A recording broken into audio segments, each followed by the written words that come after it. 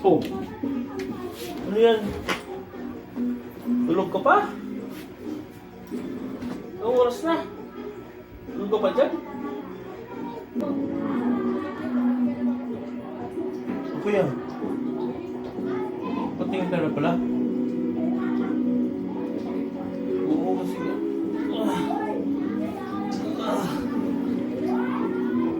Sakit sa ulo. Ang ingay. Kaya tulog eh.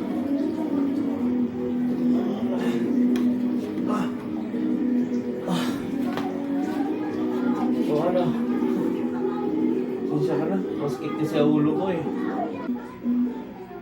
Tingnan ko, BJ. Pag yan ang ginagawa mo sa buhay mo, wala ka talaga nga sinso. Pag alis ko kanina alas 8, natutulog ka. Ngayon ng alas 9 na ng gabi, tulog ka pa rin. Bumawa ka na dyan. Hindi kuya, kasi nga kanina talaga kuya, masakit talaga ulo ko. Sinsya ka na. Nag-headset nga ako kasi hihingi ng kapitbahay natin eh. Hindi ako nakakatulog. Kaya anong oras na rin ako nakatulog eh. Kaya ganitong oras na rin ako nagising. Ingay-ingay lang. Yan o, tinawag ingay-ingay. Nandyan sa ano. Ingay. Ano bang hinahanap ko dun sa trabaho? Kasi yung mga trabaho mo raw, hindi naman nagagawa. Bukas, pumasok ko na bukas ah. Pumasok ko na bukas. Oo, bukas. Papasok na ako bukas. Papasok na ako bukas. Ngayon lang talaga ako hindi pumasok kasi nga, nasakit talaga ng ulo ko. Hindi ko talaga kinaya.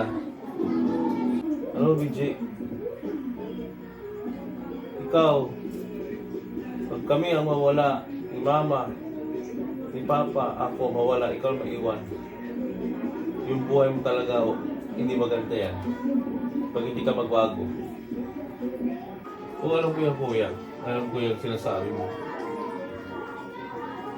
Kaya, ilang beses mo na ba ako pinagsabihan? Kasi kita sa tinga kung paulit-ulit kang sinasabi mo mga ganyan. Pero talagang ano,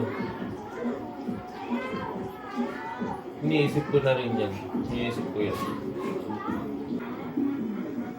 Iwan ko sa'yo. Bangon ka dyan.